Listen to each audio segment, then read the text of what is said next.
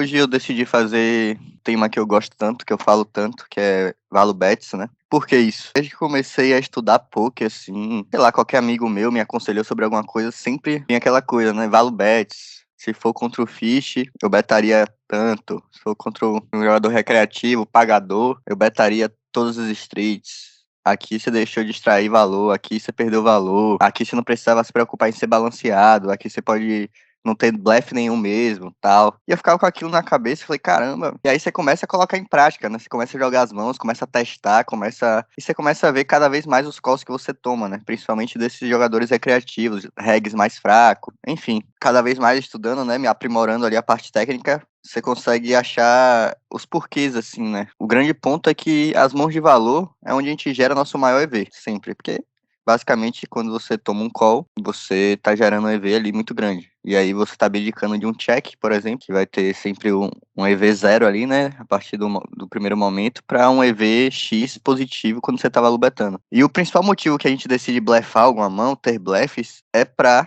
gerar mais EV com nossas mãos de valor. Por exemplo, eu tô jogando todo dia lá contra o José Mário Santigol, e aí eu não blefo nele nunca. Porra, em algum momento ele vai perceber isso e só vai me pagar quando ele tiver uma mão que ganha dos meus valubets. Fora isso, ele nunca vai pagar porque ele sabe que eu nunca blefo. Então, o principal motivo dos blefs é gerar esse EV para as mãos de valor. Então, o cara entender que você também tem capacidade de estar blefando e aí ele vai poder te pagar quando você tem suas mãos de valor. Então, o principal motivo dos blefs são esses. E aí, é claro que a gente não blefa só por isso, exatamente por isso. A gente também blefa porque o field nos permite, por exemplo, com alguns leaks que o field tem, né, o field dá menos check raise do que deveria no flop, então isso permite a gente se betar mais ainda por blefe. Tende a pagar menos quando você dá triple barrel em determinado board. Então, tipo, a gente começa a encontrar alguns leaks que o field tem que permite que a gente blefe e comece a gerar um EV ali, entre aspas, bom e fácil também. E que não é só para isso de estar gerando EV quando a gente tiver mão de valor, né? Cada vez que você for jogando mais caro, essa questão ela se torna mais relevante, né? Você vai estar jogando contra jogadores melhores, que vão estar jogando com você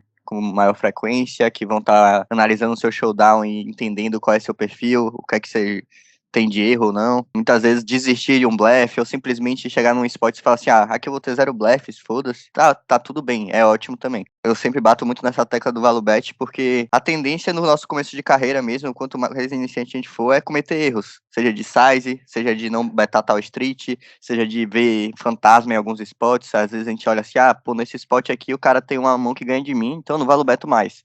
Pô, calma, vamos olhar o range dele como um todo. Será que ainda assim não vale a pena? Questão de size também, muitas vezes a gente fica naquele padrão de, um terço, meio pote, dois terços, 80%, e esquece que o jogo é no limit, então muitas vezes a gente pode betar tanto 10% quanto pot, overbet, duas vezes pot, três vezes pot, enfim, se a gente achar que faz sentido fazer algum size nessa linha aí, a gente tem que sair mesmo do padrãozinho e fazer. E no field de vocês isso é mais frequente ainda. Como eu falei, eu peguei algumas mãos minhas para mostrar, então vocês vão ver o que está acontecendo no meu field. E aí, em comparação com o de vocês, eu vou mostrar, e aí vocês vão ver o quão vocês podem estar perdendo valor, o quão vocês podem estar deixando de gerar esse EV. Tem rolado bastante spot assim, que vocês estão ou deixando de betar, ou betando sizes menores.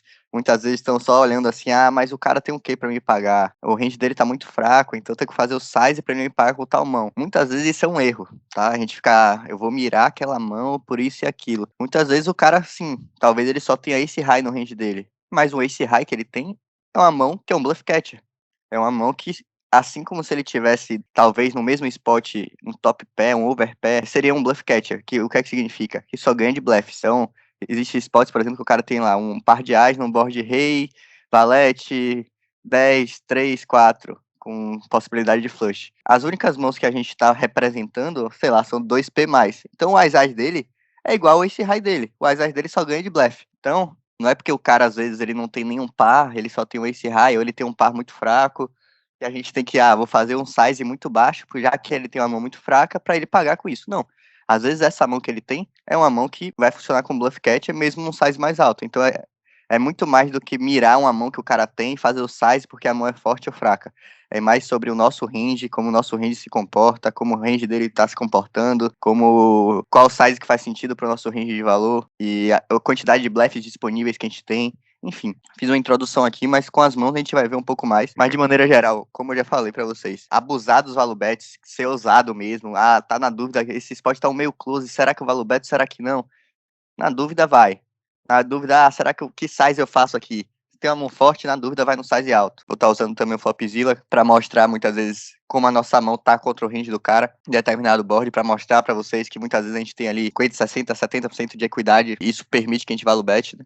Enfim, vamos lá. Vamos lá, abrimos 88, UTG, 35 bebês. Dama 7-6 contra MP. A principal coisa aqui, esse range do MP de flat, né, contra o TG é um range bem forte, né? Pelo menos deveria ser. Claro que de vez em quando a gente encontra ali no field jogadores recreativos que acabam flatando bem mais do que deveria, mas o normal é o cara ter um range bem curto ali, né? Broadway suited, IX suited, pares, então é um range bem curto, é um range que acerta bem esse board, né? Então, pelo menos ele vai ter ali quase sempre um par de dama, um par de 8, 9, 10, um 10 de 9 suited, que é uma broca, um rei valete, rei 10 suited, que é um backdoor ali bom, mais valete, as 10 também suited, então, pelo menos ele sempre vai ter ali overcards, a dama, backdoor de flush, backdoor de sequência. É ok sim jogar de check com quase todo o range. Aí você pode algumas mandar check raise, outras check call. Mas também se quer simplesmente só sebetar as mãos muito fortes, sei lá, dama valete mais e o resto da check.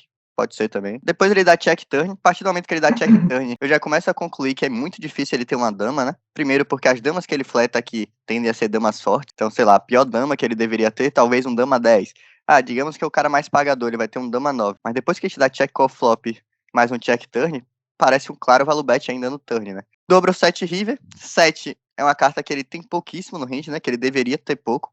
Quais são os sets que talvez ele deveria ter? 8-7 suited, 7-6 suited, talvez um 9-7 suited, talvez um Ice-7 suited. O 7-6 já deixou de betar, né, em algum momento. 8-7 suited a gente bloqueia a parte deles. Então 7 realmente é algo que ele tem pouco no range. Então aqui a gente tem duas opções. Ou value betar ou dar check. E aí o check seria principalmente buscando o quê? Possível blefe, né? Já que a gente já tá concluindo que esse 8-8 contra o range dele, a gente tá ganhando a maioria das vezes, né? Ganhando uma porcentagem ok das vezes. A gente pode value betar. E o que é que vai fazer com que a gente não value bet? Se a gente, por acaso, entender que o check possa ter um EV melhor. Que seria o quê? Pra dar check fold ou pra dar check call? Nesse caso, check fold parece meio não fazer muito sentido, né? E aí check call seria para induzir algum tipo de blefe. Esse não é o spot que eu enxergo como muito bom para isso, porque pensa comigo, pô, se ele tivesse blefando alguma mão, por que ele pararia no 2, sabe? Por que ele não continuaria? Tipo, o 2 não muda tanta coisa, ele continua representando, ele continua tendo uma certa vantagem ali, né? Depois que a gente dá só check call. Então, me parece que o range dele tá mais em mãos médias fracas ali, que betou 1 e deu check, ou não vai blefar mais mesmo. Então, eu valor betaria baixo aqui esse 8-8, buscando ali tomar calls de mãos como um 6x, um 5-5, 4-4, 3-3, 2-2, 2-2 não, né, mas enfim, esses pares mais baixos. Um possível ace high, às vezes os caras betam um ace high assim depois da check. E mais uma coisa que eu esqueci de falar na introdução, que no river, quando a gente tá fora de posição, a gente não tem o EV do check sendo muito bom, porque a gente não tá fechando a ação, né? Então, por exemplo, a gente dá check, o cara tá lá, ele vai agir. O cara que vai decidir se ele vai dar check atrás, se ele vai apostar. Quando a gente tá em posição, a gente sempre tem o EV do check muito bom, porque a gente deu check, vai pra showdown. Então, o que é que acontece em muitos spots river? Quando a gente tá em posição, dificilmente vai valer a pena a gente value betar algum size menor que meio pot, por exemplo. Porque, tipo assim, pensa comigo. Você vai betar um terço, value betando, que provavelmente se você tá betando um terço já é um value bet ali meio close, não é um value bet tão bom. E por ser um terço, o EV dele não é tão grande, porque não são tantas fichas. E você tá trocando isso pelo EV do check. Ou seja, você tá reabrindo uma ação, que aí você pode abrir portas pra raise, pra impossível tomar call de mãos melhores que a sua, né? Então, possível alto value bet, trocando isso pelo EV do check, que é um EV de graça, basicamente, né? Muitos spots eu não vou recomendar que vocês betem quando estão em posição menor que meio pot, então talvez esse 8-8, por exemplo, se a gente tá no lugar do cara, a gente betou flop, check, a gente ia chegar agora e ia dar check, mas fora de posição vale muito a pena, porque, por exemplo, esse 3-3 o cara tenderia a dar check, né? Pensa ao contrário, né? O cara tenderia a dar check. A gente tá fora de posição, a gente beta pra tomar call dessas mãos. Liderar alguma mão, donk betar, é sempre alguma carta que tem que favorecer muito o nosso range e desfavorecer o do cara, fazendo com que o cara dê muito check atrás e aí a gente comece a ser prejudicado com nossas mãos de valor, por exemplo. Raise pré-Cebet aqui, tranquilo, né? 25 blind deep. O stack que a gente já começa a se preocupar um pouco, né, com algumas mãos na questão de realização de equidade, né? Quem viu minha aula de short stack, eu falo bastante disso. Então, por exemplo, a gente já não vai betar aqui um Ice Dama, Ice Rei, Rei Dama, Rei Valete, porque, pô, você betar pra tomar check raise ou até um possível check shove e ter nossa equidade negada. Então a gente tem que ser bem seletivo ali nos nossos Cebets, mãos que a gente tá feliz em dar bet call, quando a gente tomar um raise, ou mãos que a gente não se importa realmente de dar bet fold. Entender também que o EV do check behind é muito bom com algumas mãos, que tem um certo valor de showdown, que tem bons turns pra melhorar a equidade, né? O 7-7 já aparece um claro value bet, né? Contra o Big, que vai ter muito 5, muito 4, muitos draws no geral. Ah, vai ter 9, vai, mas paciência, né? A gente se beneficia muito de protection também, né? Então fazer foldar overcards é sempre bom. O principal é isso aqui, ó. Eu entendo que muitas vezes a gente fica assim, caralho, o cara não vai pagar river. Mas quando é que a gente sabe que ele sempre vai pagar com esse 4-3, por exemplo? Turn. Porque é a hora que a gente ainda tem bastante blefe disponível, é a hora que a mão dele ainda tem uma equidade extra, de ter um pai e broca. Então, muitas vezes é bom também o size e turn, quando você capricha, porque você fala assim, pô, tem um monte de mão lá que ele só vai pagar mais uma, então eu já ganho o máximo dessas mãos turn, e a river, beleza, eu só vou ganhar das mãos muito fortes mesmo, mas eu já maximizei meus ganhos aqui dessas mãos médias fracas no turn. Vamos lá, 2 flush draws agora, muito importante, todos prestem muita atenção agora. Sempre que tem 2 flush draws abertos, quando a gente for betar nossas mãos de valor ou nossas mãos de blefe, o size tem que subir muito. Por quê? Pensa nos dois lados. Tanto pra gente agora, tem muitos blefs disponíveis, a gente tem flush draw de ouros e de copas, além do 8-7 suited, além do Ice 5, Ice 3. Esses são os blefs naturais que eu falei, né, que tem uma equidade extra ali, e alguns possíveis blefs sem muita equidade. E o cara também tem no range os dois flush draws. Então ele também tem o flush draw de ouros e o flush draw de copas, que pagam com backdoor flop, né? Além dos pares. Então, sempre que tem 2 flush draws, quando a gente decide betar alguma mão, a grande maioria das vezes tem que ser um size bem alto. Porque quando você olha pro range dele, ele tem os draws que vai pagar sempre, porque quando tá flatando aqui é sempre alguma brother, né? Pelo menos, então sempre é um flush draw muito forte. E quando ele tem lá o bluff catcher dele, que é um 9, um 10-10, um 8-8, ele olhando pro nosso range também, ele sabe que a gente também tem muito bluff disponível, então ele também vai pagar bastante esse size alto. Então, mais uma vez, sempre olho na questão mão muito forte, olha o tamanho do pote, é uma mão que a gente quer betar turn chovar river a grande maioria das vezes, então faria no mínimo 2 milhões aqui, mas provavelmente 2 milhões e 400 seja muito bom, quase pote mesmo. E como eu falei, ele nunca vai foldar pelo menos o flush draw de ouros e copas em ás, em rei e em dama. Betaria flop, por mais que você tenha um segundo par, você tem uma equidade muito grande por ter o flush draw, né, mano? Então isso te permite apostar. A sua equidade contra os dois ranges está muito grande aqui. Você toma call ainda de mãos piores, né? Claro, 8 pior, 7-7, 6-6, 5-5, Ace 4, Ace High. Você toma call de draws piores. Então, flush draws piores que dama, 7-6, valete 10, 10 e 7. Os flush draws melhores que o seu e o 9, você tá com a equidade muito boa ainda. Então, apostaria baixo aqui, bem tranquilo. Muitas vezes a gente tem pai flush draw assim, mano. Pode betar sem medo, por mais que seja uma mão que, não é aquela mão que eu tô extraindo claro valor por eu tomar call de mão pior, mas você toma call de mãos que tem equidade pior que a sua, sabe? Então, tipo aqui, um Ás e 8 tá ganhando de você, mas você tem uma equidade muito boa contra esse Ás e 8. Vamos lá. Separei algumas mãos minhas que eu tinha falado pra mostrar alguns spots assim de value bet que eu dei ou que eu não dei, alguns sizes que eu fiz que talvez não sejam o mais comum, alguns calls que eu tomei também pra demonstrar, né, tipo, o que os caras estão pagando aí, algumas linhas que eu deixei de fazer e aí a partir do showdown eu percebi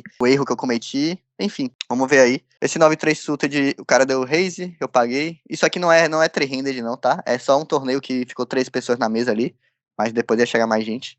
Ele checou, temos flush. Aqui eu betei baixo, flop, né? Meio que tanto faz, beta alto ou beta baixo, mas acho que a maioria das vezes ele acaba betando quando ele tem uma carta de espadas, então betar o size barato ali mesmo. Eu gostaria de betar, por exemplo, um 2, um 4, um 7, então, até pra negar a equidade, então esse é um size coerente com o meu range todo que quer betar. Dobrou 7, vamos lá. Aqui acontece algumas coisas, né? Talvez a maioria dos sets ele já betaria flop, sim, então talvez ele não tenha tanto set. Só que quando ele para e compara o range, as mãos dele com o meu range, eu também passo a ter bem menos mãos de valor, né? Então se eu tinha 7 no flop, agora eu já não tenho tantos, né? Porque dobrou. Então meu range agora passa a ser mais polarizado, né? Tem menos mão de valor, né? Tem mais 7 ou flush, ou um full house. Já foi um size bem alto aqui. Quase pote. Quer que eu tomo call aqui? Qualquer par, basicamente carta de espadas, né? Às vezes eu posso tomar call até de algum Ace High sem espadas. E aí, mais uma vez, River. Não muda tanto, né? Qual é meu range aqui de valor? 7, full house, flush. Então é um range bem polarizado. Pensa no meu range que começou pré-flop. O cara deu raise e eu paguei. E aí chega aqui nesse flop. Olha o tanto de mão aleatória ainda que eu posso ter. Eu posso ter qualquer carta de espadas pra começar, eu posso ter 5 e 3 de outro naipe, 6 e 5 de outro naipe. Então, vários blefs disponíveis. Beleza, o 6 e 5 hitou. Alguns 8 que eu poderia ter, né? 8 e 5, 8 e 6 hitou. Mas eu ainda tenho 5 e 3, eu ainda tenho qualquer carta aleatória de espadas, um valete de espadas, uma dama de espada. Enfim, eu tenho vários blefs disponíveis. E, mais uma vez, eu quis ir pra um size bem alto. Como o range dele tava parecendo um range ali meio médio pra fraco, assim, eu não nem pensei em talvez dar win, que seria uma possibilidade, mesmo sendo mais que 2 potes. Mas eu fui pra um pouquinho overbet, né? Um pouquinho mais que pot. E realmente deixar a decisão com ele. Blind War é sempre esse level maluco, que todo mundo pode ter tudo, que o range é bem amplo, ninguém folda nada. É o spot que eu gosto, que eu blefo pouquíssimo na prática, porque ninguém acredita em ninguém. E acho que o showdown do cara vai mostrar isso pra vocês. Então ele decidiu pagar. Como eu falei, a loucura. Então pensa comigo, ó, comparando os spots que vocês falaram. Pô, mas o range dele é fraco, ele tem no máximo um 2, um 3, 3, um 4. O que é que ele vai me pagar nesse size? Eu vou fazer menor. Olha lá. Eu verbetei e o cara tá pagando de Ice Rei. A decisão é dele. O Ice Rei é um bluff catcher, assim como qualquer par que ele tenha. Ele só ganha de bluffs. Então é isso. Primeiro, essa questão de realmente a gente não tem que se preocupar em estar balanceado muitas vezes.